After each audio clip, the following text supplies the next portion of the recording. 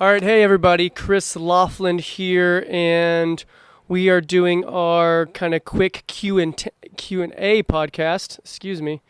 I'll be doing these usually on Thursdays because I usually have some free time. I'll put up a Ask Me Anything on our IG page, both my personal and our Blue Wave one, either at C_Laughlin or at Blue Wave Weightlifting. And you can shoot us some questions, and I'll answer them the best I can. So I put one up about maybe 20 minutes ago, 30 minutes ago, and I got a few quick questions. So I'm just going to go ahead and go through those, and we'll try to keep it quick. And if you guys like this, then drop us a question next time or message me, and I'll throw it in there. So the first one was, what is my keystone habit? This is a little bit of a tricky one because the way I look at habits is, for me, is they're usually a bunch of small things that I practice and it accumulates to like a lot of like really good habits. So I'll kind of pick something very small, start with something very simple, and then let it kind of grow from there. So I would say that my life becomes like a combination of a bunch of small habits. But if I were to like really recommend a habit and something that I make sure that I always do, that I will never ever skip, because there are some that I just let go every now and then, but something that I'll never miss out on is like making sure that I move physically every single day. But that could also be as little as making sure that you work out regularly. So I would say that probably the most beneficial thing that people could start working in is just some kind of a practice of not being sedentary. And so my go-to is, even if I'm not working out that day, I really actually only work out maybe about 3-4 times a week. The rest of the time, I just kind of make sure that I'm staying physical and staying active and just doing things.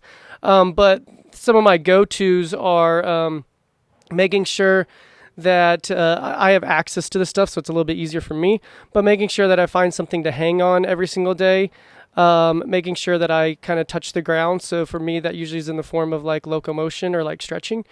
And then also making sure that I get down into some variation of a squat. And that's just to make sure that I'm maintaining some like mobility. So those few things I make sure that I do every day. For me, it's very easy because I'm in the gym. I can just kind of get into a squat, which everybody can do that anywhere. But I also have a bar I can hang from, or like a dip bar I can kind of support from. So I try to do something like that every day where I'm at least kind of taking my body through pretty big ranges of motion. When I say locomotion, I mean like crawling, like a bear crawl, or getting down on all fours or something like that. Those are my go-to, but it could be as simple as, some days it's just in the form of doing like cars, where I'm just kind of making sure that I'm taking my body through full ranges of motions, the joints, just so I know that I've kind of moved everything. Sometimes it's in the form of stretching. Sometimes it is just working out that day. So I just make sure that I have these habits of moving, somewhat every single day to avoid a lot of the sedentary problems that can arise. But as far as like my habits go, I try to like create small habits that become just normal. So, good ways of like habit forming, and you can read about some of this stuff, is like start very, very small. So if you want to get in the habit of like flossing every single day, which is something that I have created to be one of my habits, start as small as being like, okay, I'm just going to floss one tooth today. And then eventually you're like, okay, I'm going to floss 2 teeth. At some point, you're also just going to be like, okay, as long as I'm flossing 1 tooth, I'm just going to go and floss the rest. So you actually make your goal even smaller, and it's easier to work into like a bigger habit. So that's just like an example. So it could be something like, I'm going to do this stretch every day. Then eventually you're like, okay, well now I'm just going to stretch a little bit more, or I'm just going to do this small movement. So you can also kind of look at habits as something small that accumulate over time, and then it becomes very, very easy. And it's not something that's off-putting or you're forcing yourself to do. It just becomes habit. That was probably a longer rant about that than it needed to be. But my keystone habit is movement. So now we got a couple like weightlifting questions. One has to do more, I think, with competition. The question is, how do you reset your how do you reset your mindset after going 0 for 2 in a lift? What that means is, in weightlifting, you have 3 attempts at a snatch, 3 attempts at a clean and jerk. You have to make at least 1 snatch and 1 clean and jerk to make it total, which basically means you get to stay in the competition. If you've missed your first 2 snatches, then you basically have to make your last snatch to be able to make a total and be in the competition. Same thing goes with clean and jerks. So the question is if you've missed your first 2, how do you reset your mind and go out there and make that last lift after having those misses? And this is probably the most challenging position to be in when weightlifting in competition, not only for the athlete, but also for the coach. It can be very, very stressful when your athlete's already gone 0 for 2. So it's something that you kind of learn about your athletes as they go. All right, what do they need at this point? Do they need to be pumped up and amped up going into the last one, or do they need to be calmed down? You need to make sure that they're not getting too escalated and getting too anxious. Do they need a break and to maybe go do something, an additional lift before going back out there? So these are all things that you got to kind of figure out about your athlete. Something that athletes can do for the best kind of practice on how to reset their mind, though, because it is so individualized, is something that I like to implement with our athletes and in our gym is I don't ever like people to finish a lift on a miss. So if we're training snatches and you're working up in weight and all of a sudden you finally miss a weight and then you decide that that's going to be your last one and you're going to move on to the next exercise, that I would never do and I would never suggest doing. So once you kind of miss something, you kind of have 2 choices there. One, reset and see if you can go back and hit that same weight. And if you hit it, great, then move on. If you miss it again, then you're kind of in that 0 for 2 situation. Now what do? Again, you maybe try it one more time. I usually don't ever like people to have more than 2 misses in a training session. So what I suggest is doing a drop set. But what that does is it forces you to miss something and then come back and make the correction and make it. So you start figuring out how to get your mind in that place in training. That way you're prepared for it in competition. Now that also takes a conscious effort of being like, all right, what did I focus on in training to where I was capable of coming back and doing that, and then letting that transfer over to competition. It's really important in training to be very aware of your mindset and what's going on, because you want to be able to know what to do and what not to do. If you're getting really, really amped up and then you realize that you miss more often, you're like, okay, that's not something I need to do. So my suggestion for an athlete would be to never end on a miss. Always pull back the weight or make sure that you finish on a make. Pull back the weight and make a lift. And then once you finish on a make, move on. So that's probably the best practice, I would say, for getting prepared for that situation. Other than that, it's also just like communicating with your coach, letting them know what you need in those situations, just figuring it out through experience.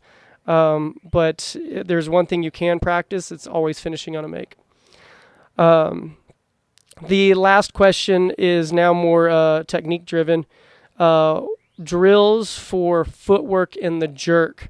So I find that the jerk is probably one of the hardest lifts for athletes to perfect. It's really hard to overload it, so it can be challenging. And then on top of that, there's a lot of moving parts that aren't the same as like the snatch and the clean and jerk. The snatch and the clean and jerk, the feet usually lift up and move out, where in the jerk, the feet lift up and then move forward and back. So the footwork's very, very different. So repetition is fewer typically in like the jerk than it is in the footwork that happens in like a snatch and a clean. So the footwork is always a challenge in the jerk. There are some drills that you can practice. Very simplistic drills for people early on, and I like to use this early on in cycles, is doing a press, so a strict press, where the bar is just sitting at your shoulders and you're pressing overhead with no momentum in your split position. So get your feet set where you like to land your feet, and then do your press in that position. So that way you're just getting a really good feel of what that position feels like. Other things you can do, there's drills like the jerk step through, where you have your back foot placed already where it needs to be, and then you dip and drive and you just move your front foot. That's not a real heavy drill, but it's good on practicing the feeling of like the back foot planting a little bit before the front foot, so it can kind of get that feeling ingrained. Other ones that I really like are tall jerks, where you're really working on pushing under, but you have to be very, very fast with the feet, because all you are is aggressively lifting and scooting the feet into position.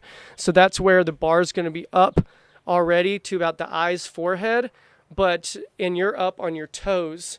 And then from there, we don't use any momentum or dip and drive. What you do is you push yourself under into the split position, and it requires you to be very aggressive and fast with your feet.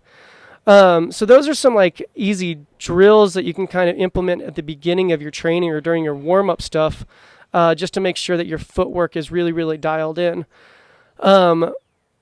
Something that's really important to know, though, is sometimes if you are somebody who has a tendency to short step, especially when the weights get heavier, then a lot of times it's that you don't have enough drive on the bar. So you got to make sure that you're aggressively driving the bar hard enough to give yourself the time and space to be able to get into your proper split position. So if somebody has a really good split at like 60 kilos, but then they have a really short split at like 100 kilos, you would sometimes want to go back and make sure that they're not changing something in the dip and drive, that they're not dipping forward or they're not shortening the drive, therefore their feet are hitting early. So in that case, really heavy jerk dips and jerk dip and drives are good for that, or just like the conscious focus on the dip and drive, or really heavy push presses. Really heavy push presses are really good at making sure that you drive really hard with the legs and then follow through with pushing the bar back behind the head. And if your drive is really, really soft, then on a heavy push press, you're not going to get it overhead. And if your drive isn't in the correct direction, then you're not successfully going to be able to finish out a heavy push press. So I also like really heavy push presses to help the jerk, and that's usually something that will be in the program for sure once we start getting into like the heavier phases. So midway into the program all the way to the end, we'll always have heavy push presses. So there's just some ideas for drills on footwork and the jerk. If you're really a new beginner, just like jumping and landing in it over and over and over, a lot of it just has to do with repetition.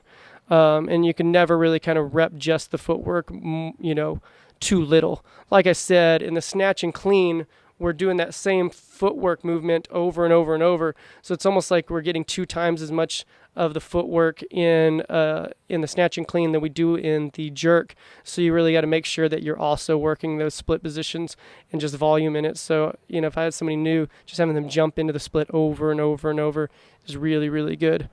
But if there's a specific issue that you have in the split, shoot it to me and we can talk about that too.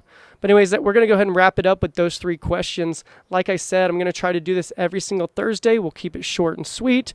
DM me some questions. I'll keep putting things up on our story. As always, if you like this, you can follow our YouTube page and please subscribe. There should be a subscribe button over here, or you can check us out on our podcast, either on Apple, Spotify, Google. We're pretty much on all platforms now. So thanks a lot. Talk to you soon.